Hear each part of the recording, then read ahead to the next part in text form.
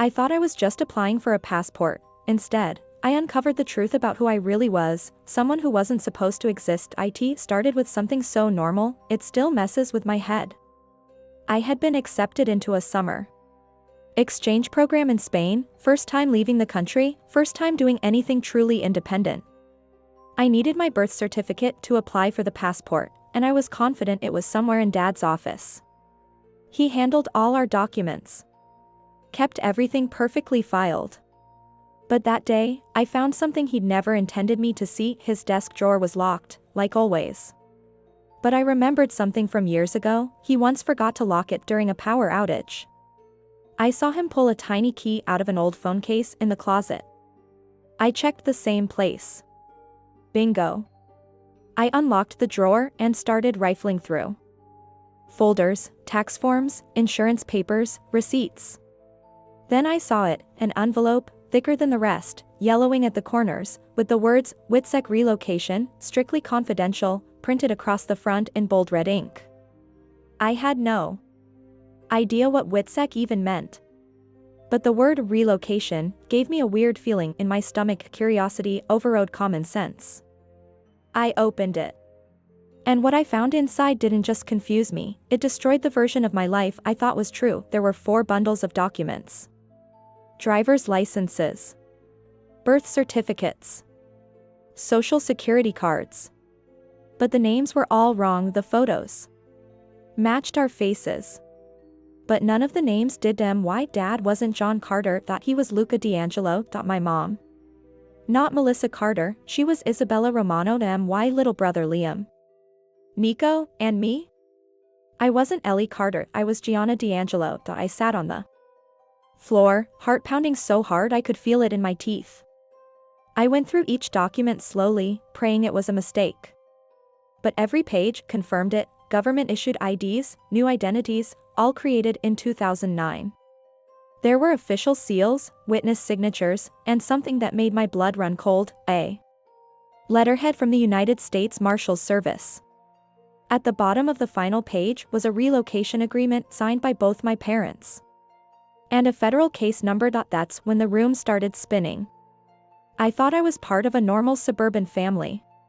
But apparently, we were hiding from something, or someone. The only question was why, and what exactly had my parents done to need a completely new life? I didn't know it then, but that case number would lead me straight into a world of organized crime, betrayal, and blood. I typed my dad's real name into Google, and the first result made my hands go numb. I barely slept that night.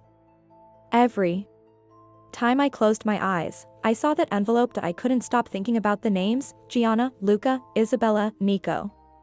They felt foreign in my mouth, but weirdly familiar in my bones. I started replaying my childhood in my head, and suddenly, memories I'd buried, or maybe just never understood, started resurfacing, like how we moved 3 times before I was 10, always with the same excuse, Dad got a better job offer.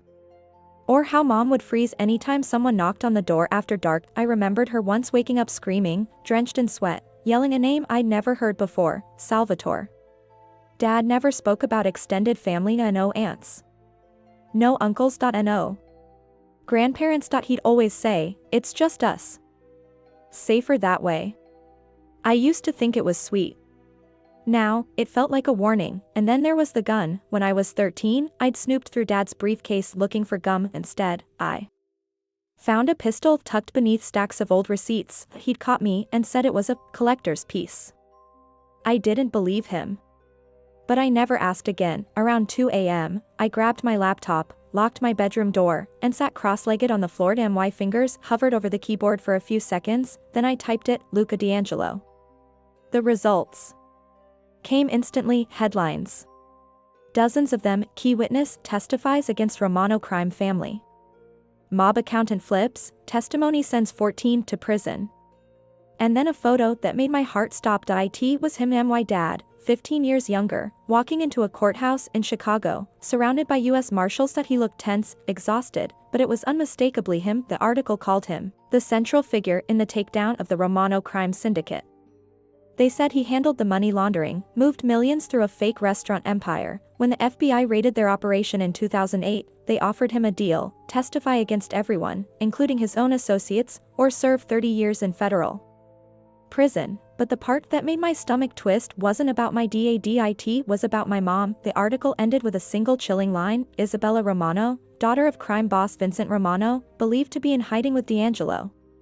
My mother hadn't just married into danger, she was the danger. I thought witness protection meant safety, until I found out that others like us were already dead. I sat there for hours, hunched over my laptop, rabbit-holing deeper and deeper into news archives, court records, anything that had the names Luca D'Angelo or Vincent Romano in it. Each click added another layer to the nightmare I was unraveling. Why Dad had been the Romano family's accountant, laundering drug money through dozens of shell restaurants, but the real bombshell was in the federal indictment summary I found. He wasn't just cooperating, he had turned state's evidence against more than a dozen members of the organization, including his own brother-in-law, and Vincent Romano, my grandfather. But it got worse. A follow-up article from 2010 mentioned 2 other key witnesses in the case, both part of the same WITSEC relocation program. Both were dead. One had tried to secretly contact his mother back in New Jersey. Someone traced the call. They found him 6 weeks later in a ditch near Albuquerque, shot twice in the head. The second, identified at a grocery store in Phoenix by a former mob associate who happened to be visiting family. He didn't survive the week. The article said his wife and daughter were never found. That was the moment I realized this wasn't just about hiding, this was about being hunted, and we might be next. Shaking, I clicked through forums, trying to find recent mentions of the case. Most of them were old, full of true crime fanatics theorizing about what had really happened. But then I found a thread on a site called criminalfiles.net. The title read, "Whatever happened to that rat accountant who brought down the Romanos?" My blood ran cold. It was posted 6 months ago, and the replies were worse than I imagined. Users speculating which state we might have been relocated to. One said, "He's probably teaching high school math in Utah or coaching Little League in Ohio." Another replied, "Or maybe he's in Colorado." Someone I know saw a guy that looked just like him in Boulder. Then came the image at a progression photo of Luca D'Angelo, my father, uploaded by a user with the tag Benedetti Bloodline. The photo looked exactly like him today, same eyes, same jawline, same tired look in his face, and right below the image, a comment that read, "TikTok. You can't run forever, Luca." My grandfather, the man my dad put in prison, was just released, and that same night, a black car parked outside our house, and didn't move for hours. I had barely blinked in hours.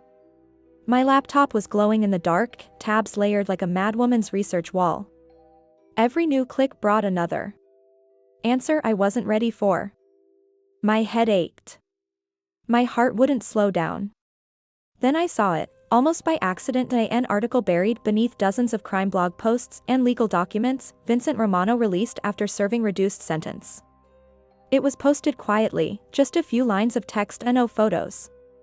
No media frenzy, like they wanted it to stay hidden. The date, 2 weeks ago. 15 years, that's how long he'd been locked up. 15 years of silence, and now he was free. The article didn't mention our family and no word about witness protection, but it didn't have to. The second I saw his name, something in me cracked. This wasn't just some dusty family secret anymore, this was a ticking clock. Vincent Romano wasn't just a mob boss. He was a legend, the kind of man who made people disappear with a phone call, and according to trial transcripts I found, he'd sworn to take revenge on everyone who betrayed the family. That included the FBI agents, the federal judge, and most of all, Luca D'Angelo. My father. I closed the laptop, but my brain wouldn't shut off. Suddenly, every sound in the house felt louder.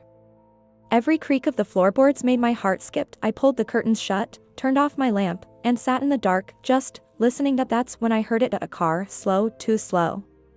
I tiptoed to the window, slid one corner of the curtain open. Across the street, half hidden under the shadow of a tree, was a black sedan, engine off, windows tinted, license plates, out of state. I waited 0.5 minutes. 10, nothing.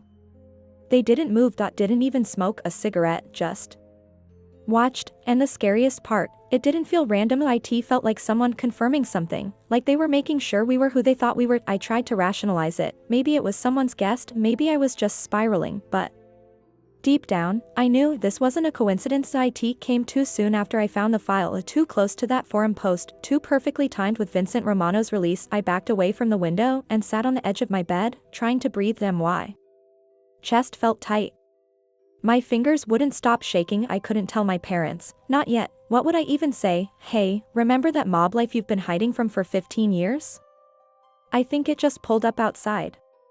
The car stayed there until sunrise, then it rolled away, slowly, like it had seen what it needed to. That morning, I packed a bag, cash, clothes, a burner phone I'd bought as a joke once, because something told me this wasn't over. It was just beginning. I asked them who they really were, and my mom said, the people we used to be are already dead.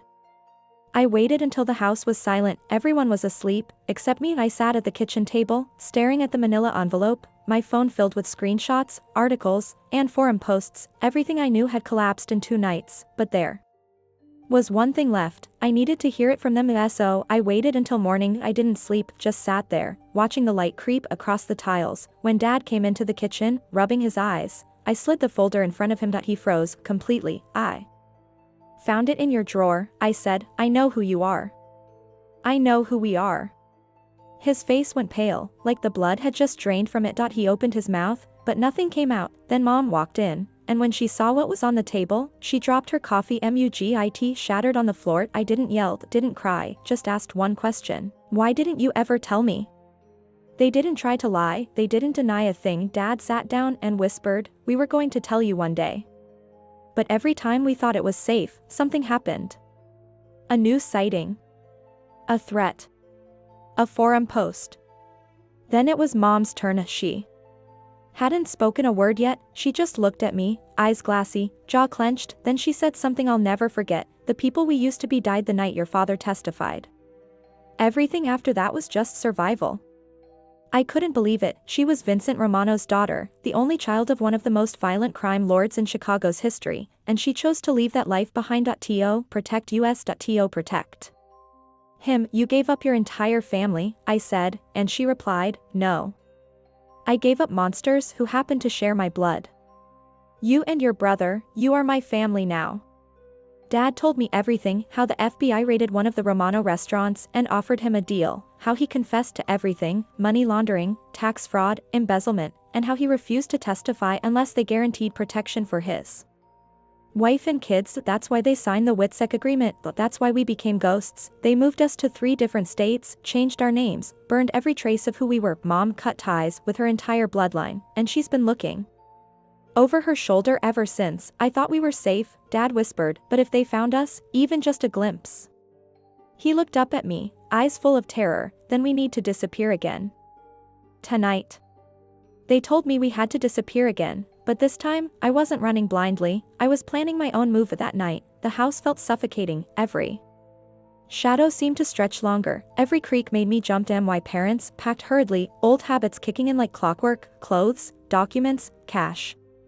Burner phones, the same ritual we'd done 3 times before, but this time was different. I wasn't the scared kid anymore. I was the one who had uncovered everything. I had the knowledge, and maybe the power, to turn the tables. I pulled my laptop aside and started pulling every thread I could find. Old court transcripts, obscure news articles, even the chat logs from the forum. I pieced together every detail about the Romano network, every alias, every front business, and the vulnerabilities. I sent encrypted messages to journalists who had covered the case years ago. I reached out anonymously to a federal contact I found buried in a public document. I wanted protection, but I also wanted to make sure the world knew the truth. My parents looked at me like I was crazy. Gianna, this isn't a game, Mom warned, but I was tired of being a pawn. I told them, if they want to silence us, we'll make sure they're the ones who disappear. We left the house before dawn. I packed light, but my mind was heavy. Every mile felt like a countdown. How long until the black car showed up again? How long before they tracked us down? But for the first time, I wasn't just running for my life. I was fighting for my future. Days later, I got a call from an unknown number. The voice was low, distorted. You should stop digging. This isn't your fight. Then the line went dead, and just like that, the hunt began again, this time, with me in the crosshairs. They warned me to stop digging. They said this wasn't my fight, but I knew the truth. If I didn't stand up now, no one would. The unknown caller's voice still echoed in my mind, cold, menacing, warning me to back off. I stared at my phone, hands trembling, but fear was replaced by something else, determination. They wanted to scare me, silence me, but all they did was awaken a fire I didn't know I had. I reached out to the journalist I had contacted earlier. We met in a quiet cafe, voices hushed, but eyes blazing with purpose, I handed over every scrap of evidence I'd gathered, the official documents, the forum screenshots, the court transcripts. She promised to handle everything carefully, but also to make sure the story couldn't be ignored. Back at home, I sat with my parents. For the first time in years, it felt like we were on the same side, not just a family running from shadows, but a team ready to fight back. We mapped out a plan to reveal the Romano crime family's continued influence, the corruption that allowed Vincent Romano's release, and the sacrifices our family had made. We weren't just exposing the past, we were fighting for our future. But the enemy was quick to respond. Threatening messages arrived, cryptic notes slipped under doors, silent calls with heavy breathing. On the other end, we noticed cars following us when we left our temporary safe houses. Some nights, I heard footsteps circling outside, shadows lingering just out of sight. Despite all that, I refused to be silenced. I uploaded the first batch of documents to a secure whistleblower website. Within hours, major media outlets picked up the story. Public pressure forced law enforcement to reopen investigations into the Romano network. For the first time in years, it felt like the scales might finally tip. I still don't know what tomorrow holds, but one thing is certain: my family's story is no longer buried in darkness. It's out in the open now. A warning to anyone who thinks betrayal comes without consequences, because this time, we're the ones hunting back.